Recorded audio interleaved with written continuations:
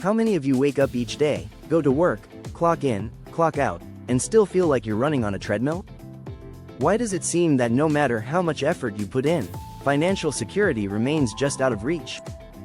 If this resonates with you, then perhaps you're caught in what society has neatly packaged as the rat race.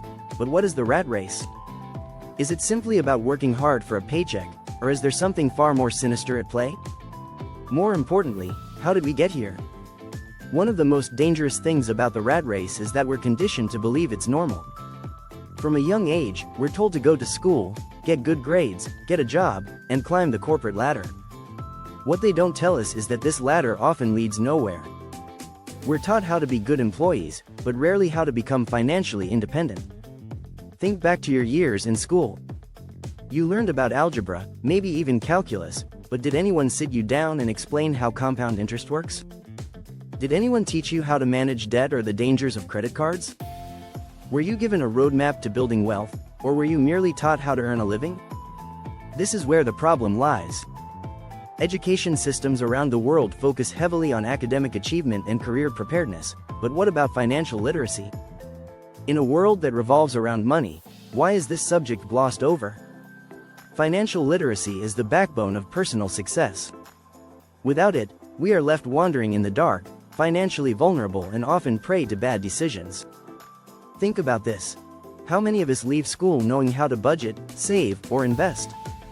These are life skills that determine our quality of life, yet they are nowhere to be found in our core curriculum.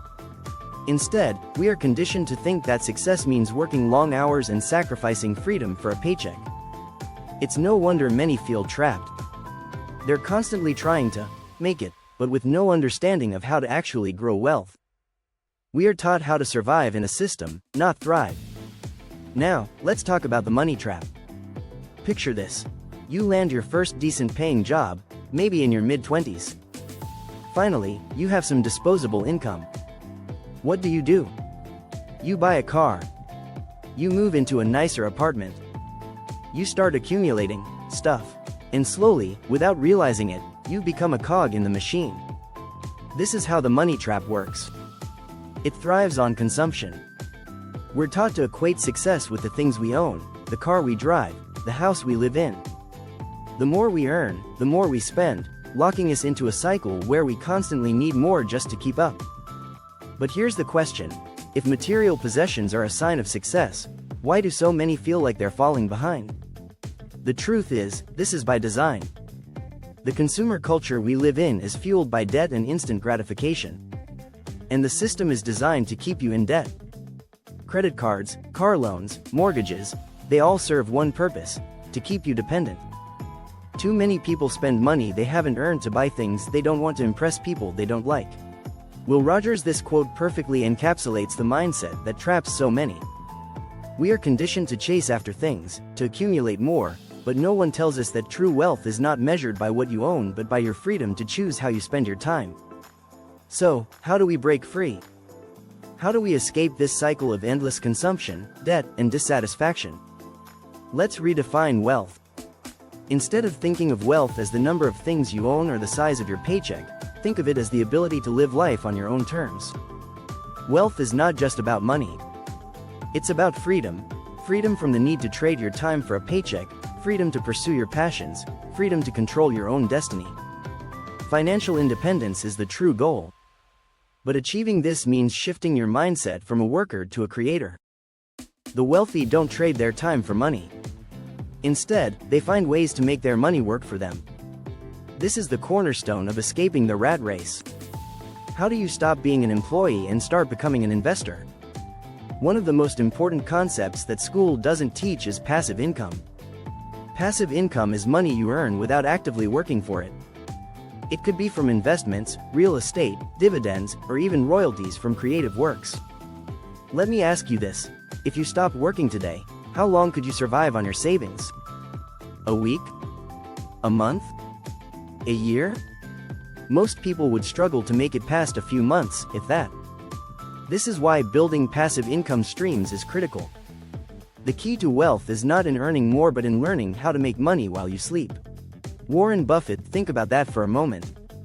How many of us are actively looking for ways to make money while we sleep? Instead, we're conditioned to work harder, put in longer hours, and sacrifice more of our time. But what if your focus shifted to investing in assets that generate income for you? Another crucial distinction that school doesn't teach is the difference between assets and liabilities. An asset is something that puts money in your pocket.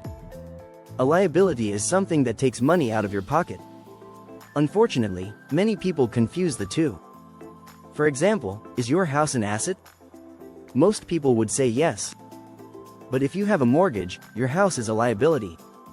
It's taking money out of your pocket every month. What about your car?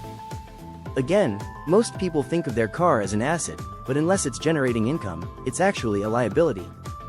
So, how do we accumulate assets? How do we start investing in things that generate income rather than drain it? This is the fundamental shift that school fails to teach. Investing is the key to financial independence. But most people are too afraid to invest because they've never been taught how. Instead, they park their money in a savings account, earning less than 1% interest, while inflation slowly erodes their purchasing power. Did you know that if you save $1,000 today and the inflation rate is 3%, in 10 years, that $1,000 will only have the purchasing power of about $740? This is the silent thief of your wealth. Meanwhile, those who invest are growing their money exponentially. Take the stock market, for example. Historically, it has returned about 7-8% per year on average. That means if you invest $1,000 today and leave it alone for 30 years, you could have over $7,600 without lifting a finger. But here's the thing. School doesn't teach us how to invest. It teaches us how to be good employees. The first step to escaping the rat race is recognizing that it exists.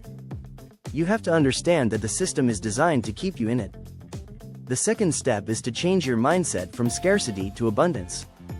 We are often taught that there's only so much to go around, that opportunities are limited, and that you have to compete to get ahead. But the truth is, wealth is abundant.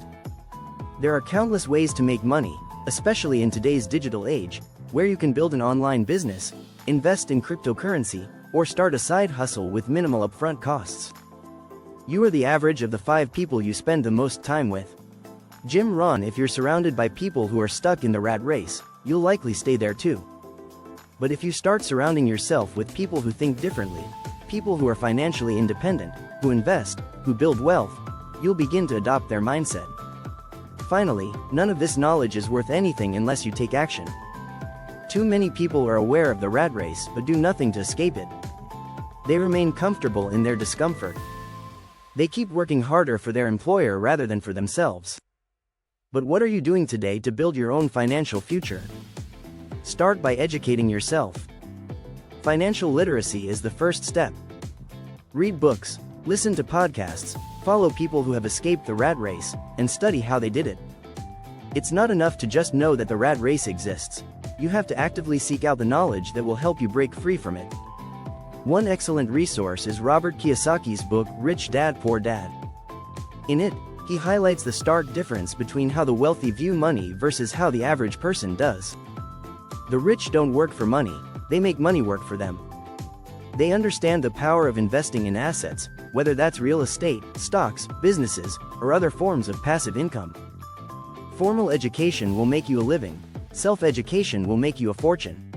Jim Rohn: this quote hits at the heart of what school fails to teach us. Formal education gives you the basics, but if you want to truly understand money and escape the rat race, you need to educate yourself beyond the classroom. Another crucial concept school often skips is the power of time. Time, when coupled with compound interest, is one of the most powerful forces in finance. Compound interest is often described as interest on interest, and it's how the wealthy get richer without having to work for it.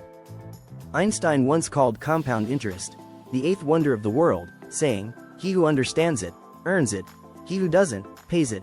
The sooner you start investing, the more time your money has to grow. Even small amounts, when invested early, can turn into large sums over time. Yet, most of us don't start investing until later in life because we were never taught this crucial principle in school. For example, if you invest just $100 a month starting at age 25, and earn an average return of 8% annually, by the time you're 65, you'd have nearly $400,000. But if you wait until age 35 to start, that same $100 a month will only grow to about $180,000. Time is the most valuable asset you have, and the earlier you begin, the better. So, what are you waiting for? Why are you letting time slip away while the opportunity to grow your wealth passes you by? Escaping the rat race means taking control of your financial future. It means no longer relying solely on a paycheck and building multiple streams of income. It means educating yourself about money, investing wisely, and creating a life that you control rather than one that controls you. Ask yourself, are you building someone else's dream, or are you building your own? Every day that you spend working for someone else without investing in your future is a day that you're helping someone else get rich while remaining stuck yourself. Financial independence is about reclaiming your time and having the freedom to do what matters most to you. It's not about working yourself to the bone for 40 years, only to retire with just enough to get by. It's about living life on your own terms, whether that's traveling the world, starting a passion project, or spending more time with loved ones.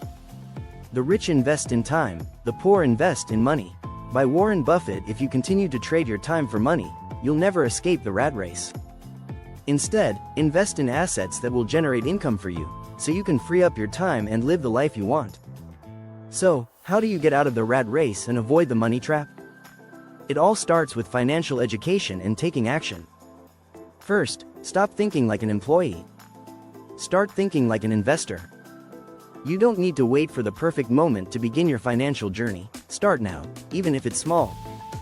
Begin with self-education, whether that's reading books like The Psychology of Money by Morgan Housel or The Millionaire Next Door by Thomas Stanley and William Danko. These books open your eyes to how wealth is really built, not by those chasing the latest trends but by those who are consistent and thoughtful with their financial decisions. Next, build an emergency fund.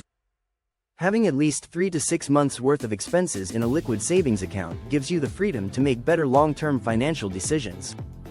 From there, start investing. Whether it's in stocks, real estate, or even starting a business, the key is to make your money work for you, not the other way around.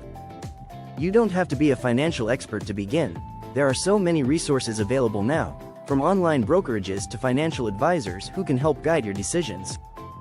Finally, remember that the goal is not just to escape the rat race, but to live a life of purpose.